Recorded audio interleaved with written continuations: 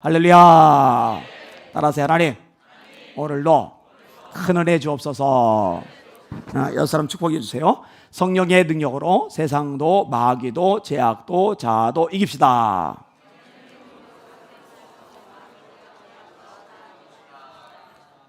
여러분 기도해 주셔서 어제 밤까지 서초동에서 부흥회를 잘 인도를 했어요.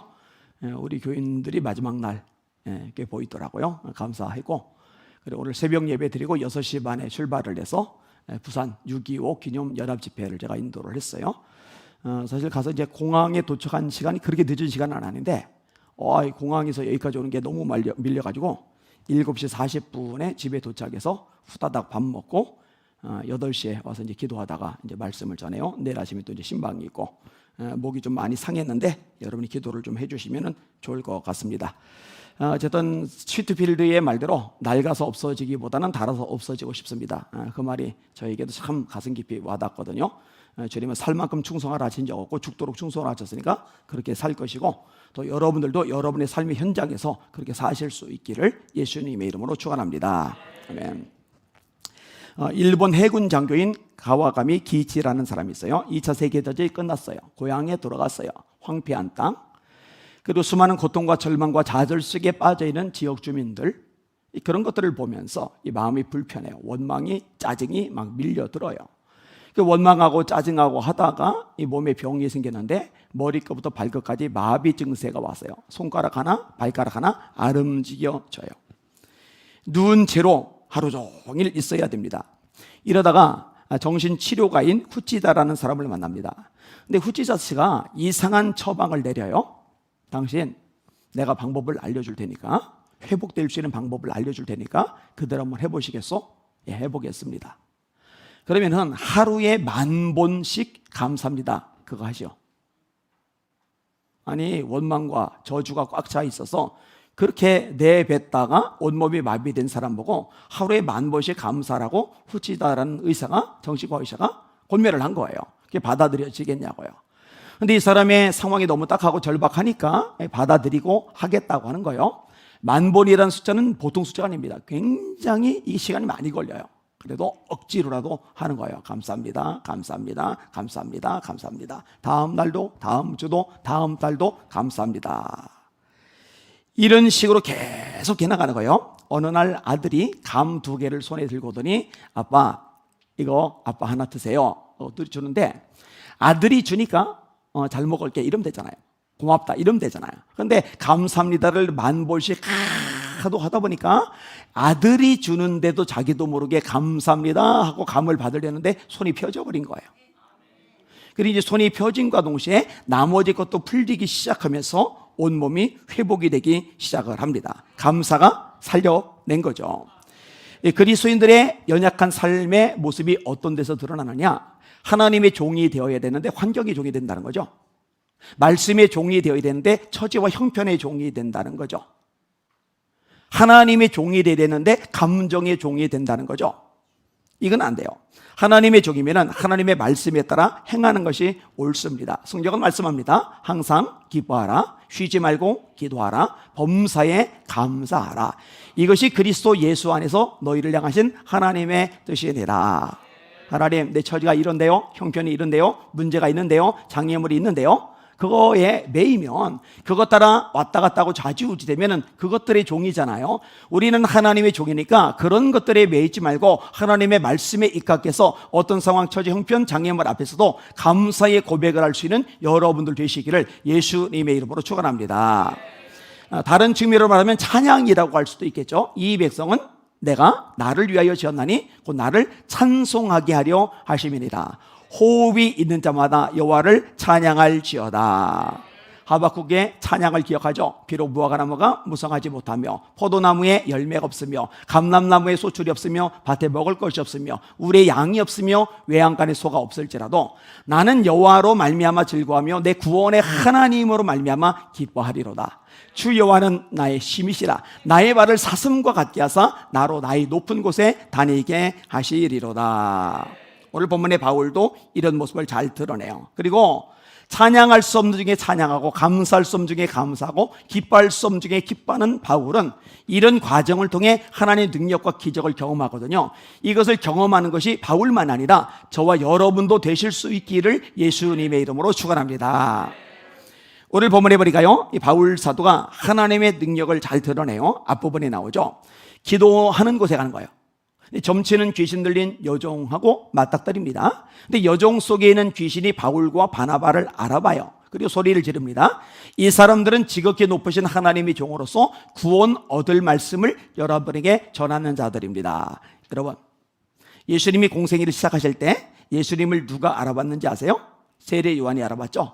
보라, 세상 죄를 지고 가는 하나님의 어린 양이로다. 어떻게 알아봤어요?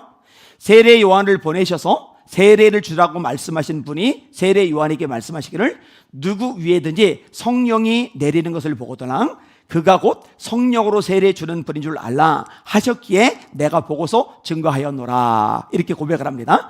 성령님을 통해서 예수님이 누군지를 알아본 거예요. 마태복음 16장에 주님이 물으세요. 사람들이 나를 누구라고 하느냐? 선지자라고 합니다. 예레미야라고 합니다. 세례 요한이라고 합니다. 너희들은 나를 누구라고 하느냐? 베드로가 대답을 합니다. 주는 그리스도시요 살아계신 하나님의 아들입니다. 이리 주님이 기뻐하시죠. 바요나 시모나 보기도다. 이것을 알게 하리는 혈육이 아니라 하늘에 계신 내 아버지시니라. 내가 이 반석 위에 교회를 세우리니 음부의 권세가 이기지 못하리라. 내가 너에게 천국 열쇠를 주노니 네가 땅에서 매면은 하늘에서 매일 것이고 네가 땅에서 풀면은 하늘에서 풀리리라. 그러니까 베드로가 자기 지식으로 예수님이 누군지 알아본 게 아니라 성령님의 도우심으로 예수님이 누군지를 알아본 거예요. 고린도서 12장 3절이죠. 하나님의 영으로 말하는 자는 예수를 저주할 자라 하지 아니하고 성령으로 아니하고는 누구든지 예수를 주시라 할 수 없느니라. 정직하게 대답하세요. 예수님이 주님이라는 거 믿으십니까? 그분이 우리 모든 죄를 지고 십자가에 죽으셨음을 믿으십니까? 죽음을 이기고 3일 만에 부활하셨음을 믿으십니까? 이게 왜 가능한지 아세요? 여러분 안에 성령께서 계시고 성령께서 알게 하셨기 때문에 가능한 줄 깨달으시길 바랍니다. 여러분이 하나님을 아버지라 부르시는데 너무너무 자연스러우신 분들만 아멘. 이게 왜 자연스러운지 아십니까? 세뇌돼서 그런 게 아니에요. 성령께서 여러분 안에 계시기 때문에 자연스러운 줄 깨달으시길 바랍니다. 하나님이 그 아들의 영을 너희 마음 가운데 보내사 아바 아버지라 부르게 하시느니라. 너희가 다시는 무서워하는 종의 영을 받지 않고 양자의 영을 받았으므로 아바 아버지라 부르시느니라. 이렇게 성령을 통해서 예수님이 누군지를 알아봐요. 그런데 예수님이 누군지를 알아보는 사람은 성령님을 통해서만 알아보는 게 아니라 귀신 들린 사람도 알아봐요. 성령님은 당연히 알아보고 귀신도 영물, 영적인 존재이기 때문에 예수님을 알아봐요. 여러분 거라사의 광인 있잖아요. 이 귀신이 나갔을 때 돼지떼에게 들어가면서 2,000마리 돼지떼가 몰살했던 바로 그 광인. 예수님을 알아보고서 무적행에 떨어지라고 말씀하지 말아달라고 간청하잖아요. 돼지떼에게 들어가게 해달라고 간청하잖아요. 알아보니까 그게 가능한 거거든요. 가버나움 회당에 들어가셨을 때도 마찬가지예요. 귀신이 알아봐요. 근데 이 귀신이 예수님만 알아보는 게 아니라 진짜 성령의 사람, 진짜 하나님의 종도 알아보는 거예요. 다시 이 귀신 들린 여종이 말합니다. 이 사람들은 바울과 실라, 이 사람들은 지극히 높은 하나님의 종으로서 구원 얻을 말씀을 여러분에게 전하는 자들입니다. 영계에서 원수마귀가 이 더러운 귀신들이 여러분들로 알아줄 수 있기를 주님의 이름으로 축원합니다. 여러분 바울의 손을 통해서 희한한 능력을 행하게 하셨다고 성경이 말씀하죠. 앞치마나 손수건을 가져다가 얹으면 병이 낫고 귀신이 떠나가요. 그러니까 스게와라는 제사장의 7 아들이 자기들도 그런 능력을 한번 해보고 싶어가지고 귀신 들린 사람 2사람을 만나고 7명이 소리를 지른 거죠. 바울이 전파하는 예수의 이름을 빙자하여 명하노니 귀신아 나가라 했더니 이 귀신 들린 사람들이 7명에게 덤벼든 거예요. 여러분 2명이 7명을 어떻게 이겨요? 그런데 귀신이, 특별히 힘센 귀신이 들면은 파워가 막강하거든요. 마가복음 5장에 그 힘센 귀신 들린 사람 쇠사슬도 끊어내잖아요. 쇠사슬 끊어내는 사람을 완력으로 먼수로 이겨요. 그러니까 이 2사람한테 7명의 아들들이 시크 두들겨 맞아요. 귀신이 뭐라고 얘기해요? 예수도 내가 알고 바울도 알거니와. 너희들은 누구냐? 예수도 알고, 당연히 알죠. 만왕의 왕 만주해 주시니까. 그런데 바울도 내가 안다. 너희들은 누구냐? 여러분, 원수마귀가, 귀신들이 여기는 여러분들 알아줄 수 있는 존재들 되시기를 예수님의 이름으로 축원합니다. 너 누군데? 너 뭔데? 니까짓 게 어디 깐죽거려. 날 쫓아낸다고? 너 대박 그냥 한 대 얻어맞아가지고 그냥 눈이 밤탱이가 돼가지고는 왜 그러냐고 그랬더니 귀신 들린 사람한테 맞아가지고 그렇다고. 이러면 안 된단 말이에요. 귀신 들린 사람이 여러분 쳐다도 보지 못할 만큼 영권을 가질 수 있기를 주님의 이름으로 축원합니다. 따라합시다. 기도 외에 다른 것으로는 이런 종류가 나올 수 없느니라. 제가 언제 귀신 좀 세게 들린 사람을 만나면은 쫓아낼 게 아니라 그냥 그대로 데려와서 우리 교인들하고 1:1 면접을 좀 시킬까 봐. 이렇게 면접을. 그래서 얻어맞는지 쫓아내는지 제 눈으로 한번 확인을 해보는 거예요.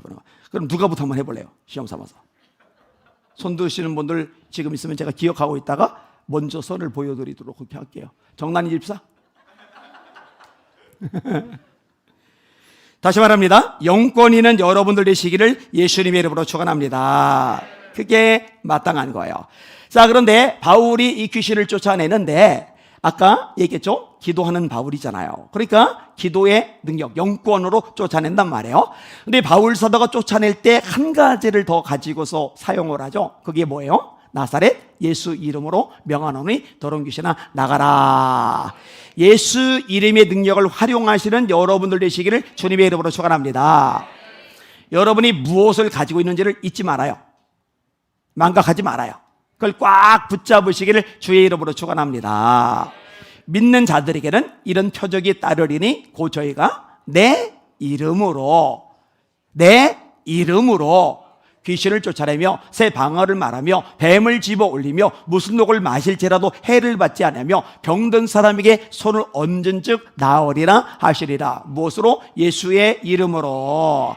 다윗이 골리앗을 때려잡는데 몰매 능력으로 때려잡은 게 아니에요. 자기의 팔힘으로 때려잡은 게 아니에요. 너는 칼과 창과 단창으로 내게 나오거니와 나는 만군의 여호와의 이름 곧 네가 모욕하는 이스라엘 군대의 하나님의 이름으로 내게 나가노라. 하나님의 이름의 능력을 가지고 활용을 한 거란 말이에요.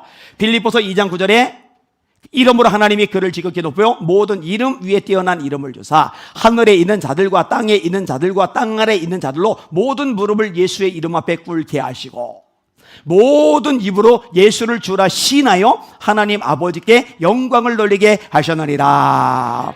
두 가지가 있어야 되는 거예요. 기도, 그 다음에 예수 이름을 의지하는 것. 내 힘, 내 능력, 내 수단, 내 방법 가지고 안 돼요. 내가 기도를 많이 해서 기도를 많이 한 내 공로를 의지해도 안 돼요. 예수 이름을 의지하는 거예요. 기도 많이 하시고 예수 이름을 붙잡으셔서 악한 영들을 제압하는, 두려워 떨게 만들고 도망치게 만드는 영권 있는 종들 되시기를 예수 이름으로 축원합니다. 따라합시다. 마귀를 대적하라. 그리하면 너희를 피하리라. 아멘. 자, 이렇게 쫓아냈어요. 참 귀한 일을 했단 말이에요. 그런데 어려운 일을 당합니다. 이 귀신 들린 여종이 점을 잘 쳐요. 여종이 점을 잘 치는 게 아니라 그 속에는 귀신이 점을 잘 치는 거죠. 근데 귀신은요 100% 다 점을 잘 쳐요. 왜냐? 이 귀신은 사람의 현재 상태가 뭔지를 알아요. 그 사람의 문제가 뭔지, 꼬인 것이 뭔지, 힘든 게 뭔지, 상황과 처지가 뭔지, 인간관계가 어떤지 알아요. 귀신은 잘 알아요. 그 다음에 귀신은요 이 사람이 과거에 어떤 일을 겪었는지, 어떤 상처가 있는지, 어떤 아픔이 있는지, 어떤 해결하지 못한 수건이 있는지 이걸 알아요. 그러니까 이런 것들을 찝어내면은 소위 용하다고 소문이 나는 거예요. 용한 점장이를 있잖아요. 용한 무당들 있잖아요. 그게 왜 용하냐면요 귀신이 임했기 때문에 용한 거거든요. 무당이 세 종류인 거 아시죠? 배워서는 학습무, 엄마가 무당이라 이어서는 세습무, 그 다음에 신내린 강신무가 있어요. 이 강신무가 소위 귀신 들린 무당인 거죠. 작두를 타는데 날선 작두에서 발이 베지 않는 초능력을 발휘를 하잖아요. 손도 대지 않았는데 이 방울이 딸랑딸랑딸랑 지멋대로 움직이며 막 울리잖아요. 그럼 사람들 눈도 볼때 현혹이 된단 말이에요. 야, 저 무시무시한 작두 위에 발이 베지도 않네, 피 한 방울 안 나네, 저거 건들지도 않는데 방울이 막 딸랑딸랑딸랑 울리네, 저거 내 속을 다 읽어내네. 그거 놀랜단 말이에요. 근데 이 귀신은 결정적인 결함이 있는데 미래를 몰라요. 그래서 점장이건 귀신이건 미래를 예언할 때는 두리뭉실하게 합니다. 왜냐하면 모르기 때문에 그런 거예요. 미래를 아시고 그 뜻대로 만물과 역사와 세상과 사람을 이끌어 가실 수 있는 분은 하나님 뿐이십니다. 또 하나, 과거의 상처를 알지만 이 상처를 치유하고 회복할 능력이 귀신에게 없고요, 상처를 회복하고 치료할 능력은 하나님이 가지고 계십니다. 현재 상황과 처지와 문제를 알지만 이것을 만회시켜주고 축복으로 바꿔줄 능력도 의지도 귀신에게는 없어요. 하나님만이 그런 의지와 능력을 가지고 계시다는 거 잊지 마시기를 주님의 이름으로 축원합니다. 근데 어리석은 인생들이 속아 넘어가서 거기다 돈 갖다 바치는 거죠. 경제인들이, 연예인들이, 정치인들이, 그리고 일반인들이 이 바보 천치 같은 짓을 하는 거예요. 하나님이 정말 싫어하는 짓을 하고 있는 거예요. 계시록 21대 8절, 두려워하는 자들과 믿지 않는 자들과 흉악한 자들과 살인자들과 음행자들과 그 다음에 점술가들과 우상숭배자들과 거짓말을 지어내는 모든 자마다 불과 유황으로 타는 못에 참여하리니 이것이고 둘째 사망이다. 점술과 점치는 사람들 지옥 간다고 성경이 분명히 말씀하고 있습니다. 절대 그런 거 하지 말라고 제가 계속 가르쳐요. 왜? 한국 교인들 중에 점치는 사람들이 생각보다 많거든요. 타로 좀 보고, 화투 좀 보고, 손금 보고, 오늘의 운세 보고, 점장이 찾아가지고 어느 교회에 등록할지 모르겠는데 좀 알려달라고. 그 뭔 짓이에요 그게. 창피하잖아요. 정말 창피하잖아요. 얼마나 한심하고 바보 같은 짓입니까. 자, 아무튼 이 점치는 귀신 들린 여종에게서 이 귀신을 쫓아냈단 말이에요. 그랬더니 이 여종에게 주인이 여러 명인데 뿔이 난 거예요. 자기가 데리고 있는, 자기들이 있는 여종 때문에 돈을 떼거지로 벌어 모으고 있는데 돈줄이 끊기니까 열이 받죠. 이 사람들이요 못됐습니다. 사람은요, 야, 이 여종이 귀신에게 시달렸는데 이렇게 귀신에게 벗어났으니 참 다행이다. 돈은 좀 손해를 보지만 이 여종이 이젠 더 이상 우울증에, 절망과 좌절 속에, 자살 충동에, 그리고 극심한 고뇌 속에 빠져있지 않고 평안을 찾을 수 있게 됐으니 정말 다행이다. 이러면 좋은데 아니에요. 돈을 위해서 사람을 이용하죠.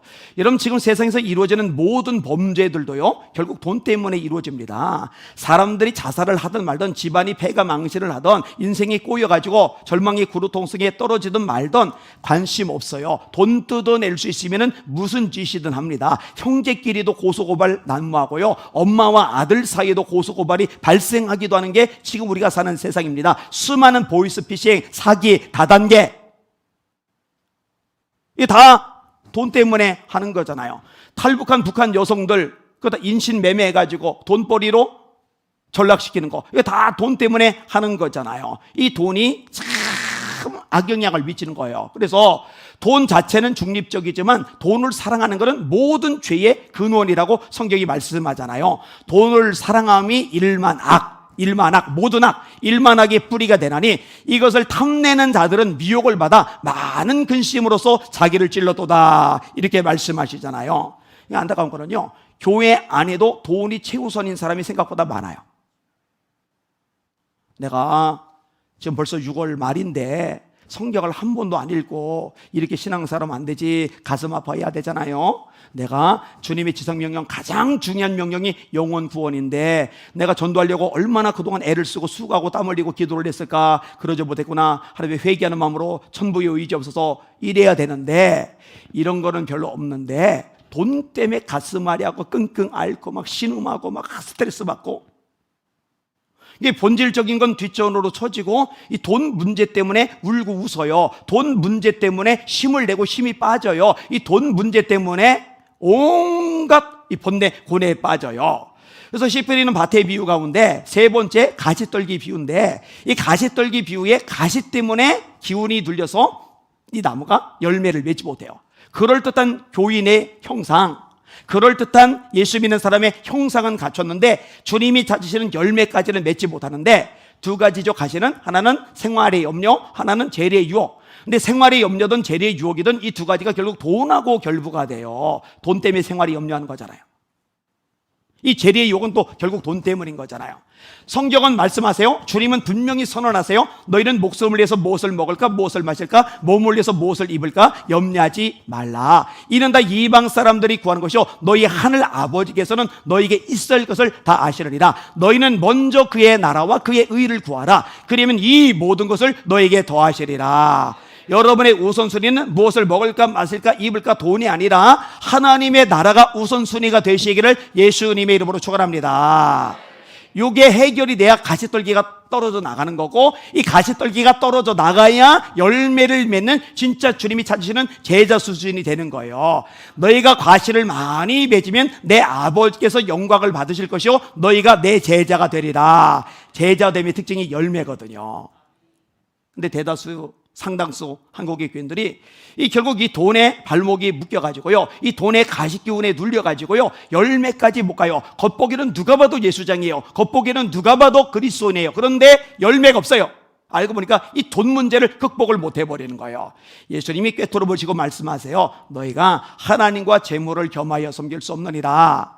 사람들이 우상이라고 생각하는 바알, 아세라, 밀곰, 다곤, 포세이돈, 헤라, 아테네, 제우스, 헤르메스, 이런 걸 가지고 예수님이 언급을 안 하시고 딱 그냥 하나로 압축해 가지고 돈, 물질, 재물, 너희가 하나님과 재물을 겸하여 섬길 수 없느니라. 하나님만 섬기든지 돈을 섬기든지 둘 중에 하나만 해. 너희들 엘리야의 표현대로면 여호와가 하나님이면 그를 섬기고 바알이 하나님이면 그를 섬겨라. 너희가 어느 때까지 두 사이에서 머뭇머뭇하겠느냐.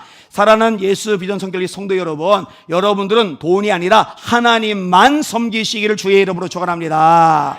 돈을 사랑하지 말고 하나님과 이웃만 사랑하실 수 있길 주님의 이름으로 축원합니다. 돈이 목적이 되지 말고 여러분에게 수단과 도구가 되시기를 예수님의 이름으로 축원합니다. 이게 제대로 점검이 되고 넘어서지지 않으면 어느 한계 이상 못 넘어간다는 거, 이거 깨달아야 돼요. 예수님이 성경에서 명확하게 가르쳐 주신 대목입니다. 자, 아무튼 이 나쁜 주인들, 여종이 행복하고 불행하고 관심 없어요. 불행해도 좋으니 자기들 돈만 많이 벌어들이면 된다는 거예요. 그래서 바울과 실라를 끌고 재판장에게로 가요. 그리고 민족 감정을 이용하면서 고소를 합니다. 이 사람들이 유대인인데 우리 성을 심히 요란하게 합니다. 이방 지역이거든요. 이방 지역에서 유대인들은 별종이거든요. 그러니까 이놈 때문에 우리 돈줄 끊겼어 이렇게 말하면 재판장이 야, 뭐 돈 문제 가지고 그러냐, 돈을 강탈한 것도 아니고 그냥 귀신이 나간 것뿐인데 뭐 아무 죄 없네 이렇게 말할 것 같으니까 이 사람들이 유대인인데 우리하고 다른 종자들인데 우리 성을 요란하게 합니다. 간사죠.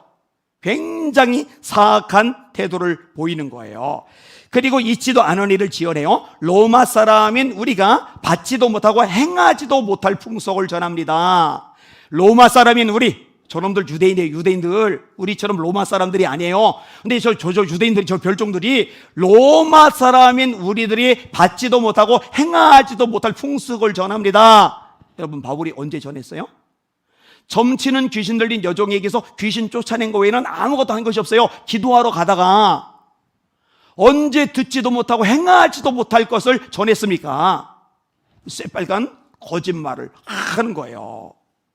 그러면은 관원들이 좀 제대로 상황 파악을 하고 현실 인식을 하고 그리고 판결을 내려야 되잖아요. 근데 가만히 보니까 우리 로마 사람들, 저놈들 유대인들, 별종놈들, 저 외부에서 흘러들은 굴러온돌들, 이 사람들은 우리 동네 사람들인데 우리와 같이 어울리고 이렇게 함께 활동하고 행동하는 사람들인데 그냥 그걸로 끝난 거예요.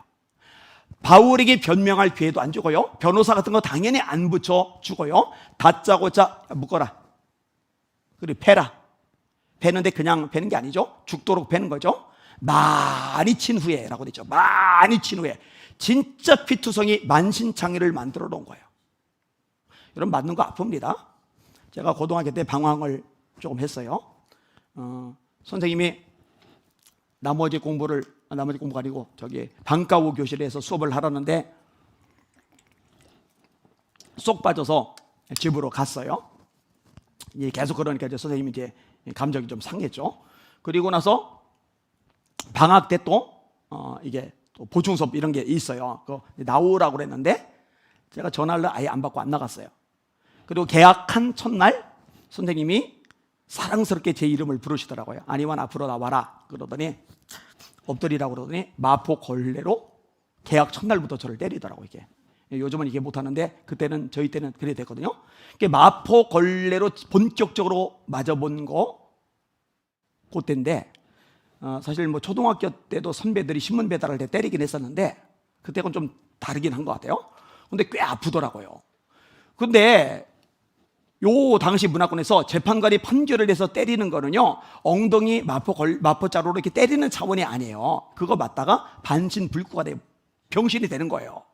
그거 맞다가 죽어 넘어가기도 해요. 그렇게 맞은 거예요. 그러니까 상처 나죠, 피 나죠.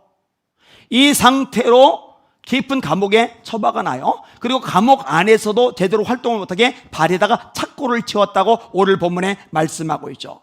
이게 오늘 본문의 이야기예요. 여러분, 바울이 왜 이런 고난을 겪죠? 순종 때문에 겪죠. 어떤 순종?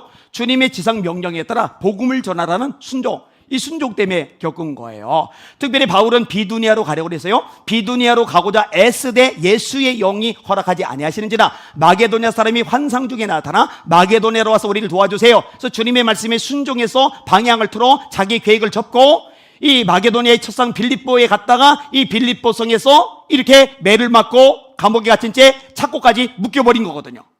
순종해서 당하는 고난이에요. 복음 전파 때문에 당하는 고난이에요. 선한 일 때문에 당하는 고난이에요. 자, 이 고난을 당했을 때 바울과 실라의 태도는 뭘까? 반응은 뭘까?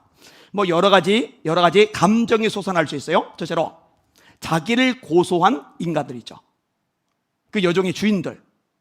여러분 얼마나 증오심이 생기겠습니까? 야, 저놈들 거짓말했어, 거짓말.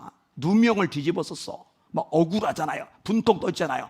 나는 로마 사람들이 받지도 못하고 행하지도 못할 풍속을 전한 적이 없어. 그런데 전했다고 누명을 씌웠잖아요. 그 거짓 증거를 통해서 얼마나 이가 갈려요. 그런데 두 번째로는 재판관.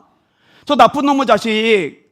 아니, 내가 변명할 기회를 줘야지. 그리고 내가 진짜 로마인들이 받지도 못하고 행치도 못할 풍속을 전했는지 이 주변 사람들에게 자기 부하들 좀 보내가지고 탐문 수사를 좀 해가지고 근거를 가지고서 판결을 내려야지. 그 고소하는 사람들 말만 듣고 변명할 기회 한 번 안 주고 변호사 한 번 안 붙여주고 어떻게 이렇게 두들겨 팰 수가 있어? 이런 생각이 들죠. 들 수 있잖아요.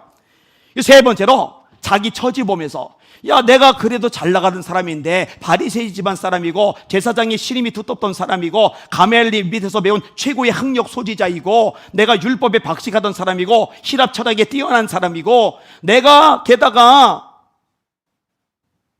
사람들이 다 부러울 만큼 최고의 명문가 집안 사람인데 히브리인 중에 히브리인이고 베냐민 사람인데 왜 이렇게 비참하게 죄수 신세가 돼서 감옥에 처박혀 있지? 아파 죽겠는데 소독도 못하고 이 깊은 감옥에서 햇볕도 안 들고 습기가 져가지고 이거 썩어 들어갈 텐데 내 꼬라지가 이게 뭐지? 내 처지가 이게 뭐지? 자기 연민에 빠져가지고 한숨이나 쉬고 이럴 수 있잖아요, 그죠? 고소한 인간들, 재판한 인간, 자기 처지, 그리고 이제 여기서 더 나가면은 이제 화살이 이제 위로 올라가는 거예요. 아니, 하나님 전능하시다며. 아니, 전능하신 하나님이 저 모함하는 인간들의 그 거짓 증언들 그거 하나 못 밝혀내 주시나? 아니, 재판관 마음 하나 못 움직여 주시나? 제대로 판결 내리도록 그거 못 하시나? 아니, 매로 때리는 그거 하나 못 막아 주시나? 내가 주님을 위해서 얼마나 헌신했는데 성공, 출세, 명성, 인기, 돈 다 버리고 싹 포기하고 복음만 전하는데 기도만 하는데 교회만 세우는데 주님의 말씀에 순종해서 나의 전생에 전 존재를 싹 다 불태우는데 왜 하나님 이까지가나 못 막아주시지? 나 사랑하신다며.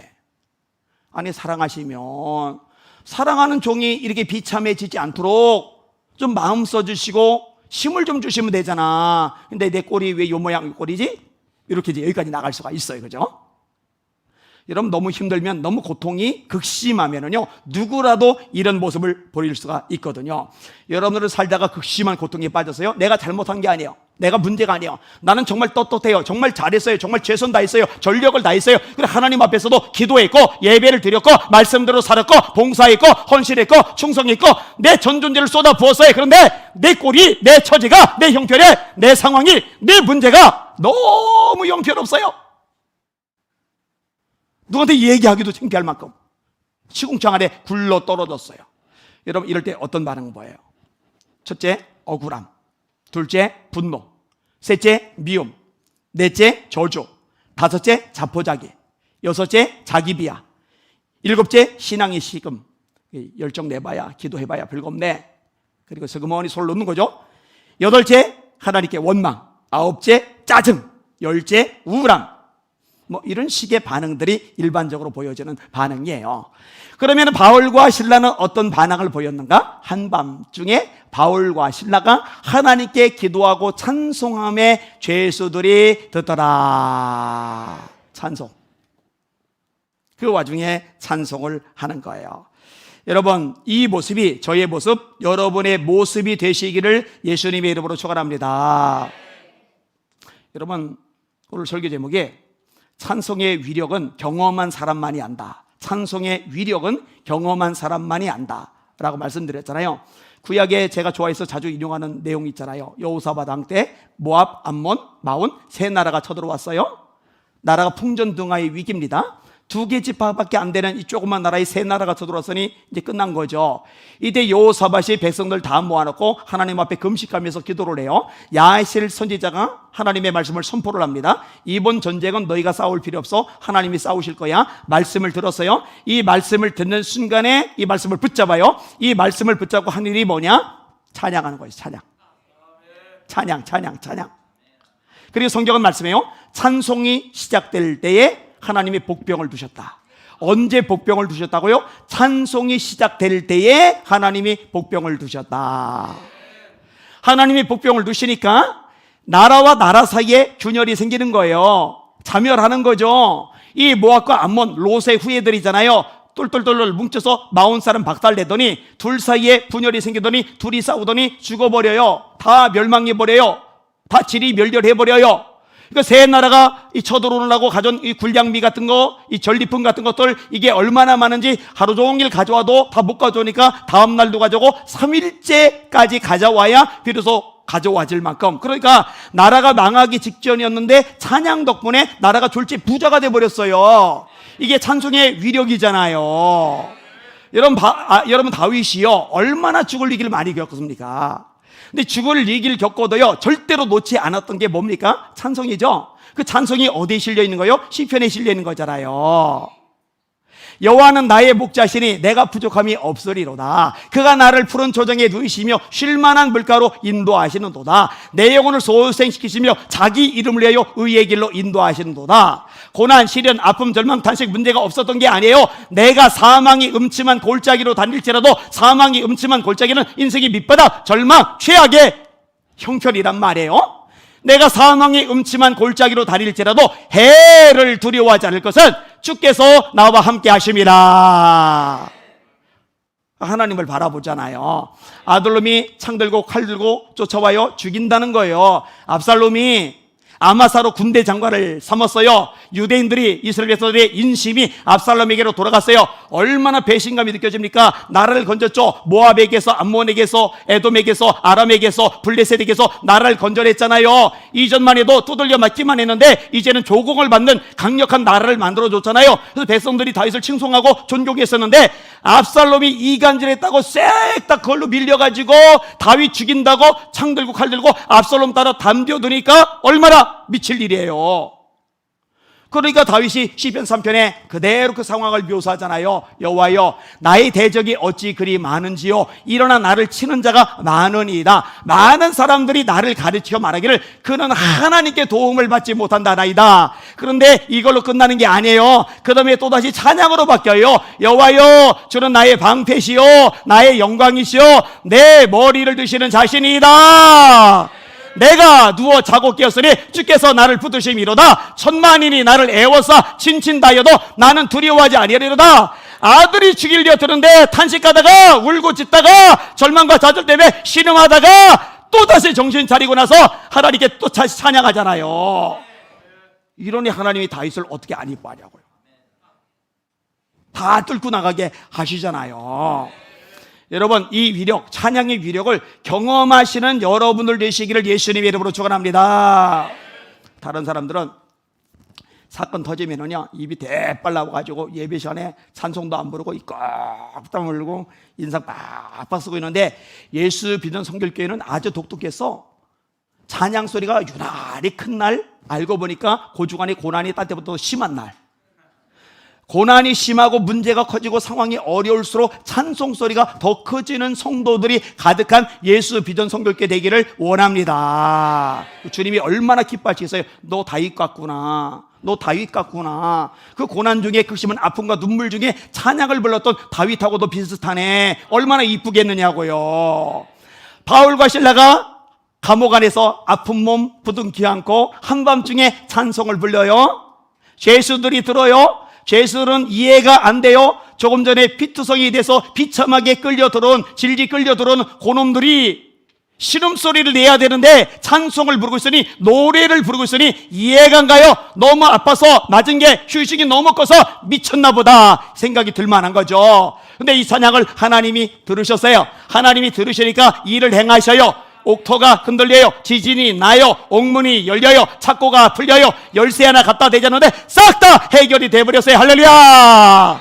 간수가 보니까 옥문이 열렸거든요. 사형수 도망갔다. 내가 처형당해 죽겠다. 처형당할 바에 자살하고 말자 하고 칼 빼고 죽으려고 드는데, 깊은 감옥에서 어두운 데서 보니 불빛 아래 간수가 칼 들고 자살을 하거든요.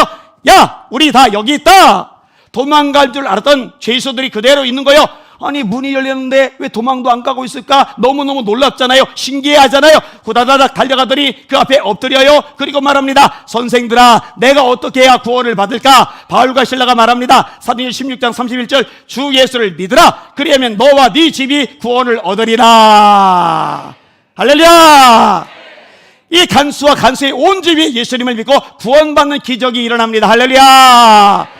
이 간수의 집안과 먼저 믿은 루디아이제 자주장사 루디아이제, 이 두 집을 중심으로 빌립보교회가 창립이 되고, 이 빌립보교회가 바울의 선교사에게 핵심 역할을 하게 되는 하나님의 기적이 나타난 줄 믿으시길 바랍니다. 이게 찬송의 위력이거든요. 뭐 길게 얘기 안 할게요. 이제 제 얘기는 아주 자주 해서 자주 들어서 귀에 닳을 정도니까, 뇌수술 받기 전에 목디스크까지 왔을 때 내 평생에 가는 길 찬양 시급 불렀다고 했잖아요. 그죠? 그러니까 이렇게 기회가 주어질 때가 있어요. 야, 이게 도대체가 상황이 안 좋은데, 이게 도대체가 지금 처지가 여건이 형편이 최악인데, 이게 누가 봐도 속수무책인 상황인데, 고를 때 찬스가 왔다. 우리 하나님 앞에 내가 이런 와중에도 하나님, 저는 찬양은 안 놓칠 거예요 하고 내 신앙을 증명하고 드러낼 수 있는 기회를 하나님이 주셨구나, 이렇게 생각하고 그때 전력 다해 찬송 한번 해보실 분들만 아멘. 아멘. 한번 해봅시다. 한번 해봅시다. 그렇게 하실 수 있기를 주님의 이름으로 축원합니다. 위대한 부흥사 무디 목사님, 수백만 명의 영혼들을 건져냈잖아요. 시카고의 대화제가 나서 본인이 목회하던 교회가 홀라당 타버렸을 때 잠옷 차림으로 탈출을 했는데, 기자들이 조롱함에도 불구하고 아주 당당하게 담대하게 밝은 미소 속에서 답변을 했던 것들 가끔 제가 인용을 했었잖아요. 그게 이제 산 믿음이죠. 근데 이 무디 목사님 옆에서 동역하던 생키 일화가 있어요. 이 생키는 찬양 사역자입니다. 이 생키 목사님이 지었던 찬양 중에 선한 목자 되신 우리 주여라는 유명한 찬양이죠. 우리 한국에서도 꽤 많이 부르는 찬양입니다. 어느 날 이 생키가 여객선을 타고 여행을 하고 있었습니다. 신문에 많이 등장하는 유명한 찬양 사역자이니까 사람들이 알아봐요. 그 중에 한 사람이 이렇게 다가옵니다. 선생님, 혹시 남북전쟁 당시에 전쟁에 참여한 적 있지 않았습니까? 예, 저 북군으로 참여했었습니다. 맞군요. 예, 저는 그때 남군으로 참여했었습니다. 제가요, 총을 겨눌 때 분명히 선생님의 얼굴을 봤습니다. 선생님은 제 총의 사격거리 안에 들어와 있었습니다. 그런데 선생님이 그때 내가 총을 쏘기 직전에 그때 찬양을 부르시더라고요. 선한 목자 되신 우리 주여. 그러니까 찬양하는 소리가 들릴 정도니까 사격 거리 안에 들어온 거고, 그 정도면 맞출 가능성이 높은 거잖아요. 그 찬양을 듣는 순간에 우리 어머니께서 많이 부르시던 찬양이라는 것을 알게 되었습니다. 저는 도저히 당신을 쏠 수가 없어서 그 자리를 비켜 나갔습니다. 찬양의 위력, 죽을 뻔한 생명도 살려내잖아요. 이거는요, 경험해 본 사람만이 알 수가 있거든요. 여기는 사랑하는 주님의 종들, 이 찬양의 위력을 경험하고 간증하실 수 있는 여러분들 되시기를 주님의 이름으로 축원합니다. 낙심하며 슬피 울고 절망과 좌절에 빠져 한숨 짓고 있는 사람들에게 그러고만 있지 말아라. 한숨만 져봐야, 절망만 해봐야, 낙심만 해봐야, 원망만 해봐야, 불평만 해봐야, 짜증만 내봐야 다람쥐 쳇바퀴 돌듯이 악순환의 고리만 반복적으로 돌아가다가 인생 허비하고 세월 낭비하고 만다. 이거 끊어버리고 우리 하나님 바라보고 한번 찬양해보지 않겠냐? 내가 예전에 이런 절망과 좌절 속에 빠져있을 때 하나님께 찬양을 들렸더니 이 찬양의 위력을 내가 경험했다. 하나님의 회복케 하시는 능력을 내가 경험했다. 옥문이 열리더라. 창고가 풀리더라. 옥토가 흔들리더라. 대적들이 무릎을 꿇더라. 하나님의 기적이 나타나더라. 하나님의 살아계심이 보여지더라. 이렇게 간증거리가 있어야 체험적인 신앙이 아니겠느냐고요. 간증의 주인공들 되시기를 예수님의 이름으로 축원합니다. 우리 찬양받기 합당하신 하나님께 영광 예배서 올립시다. 할렐루야. 아멘.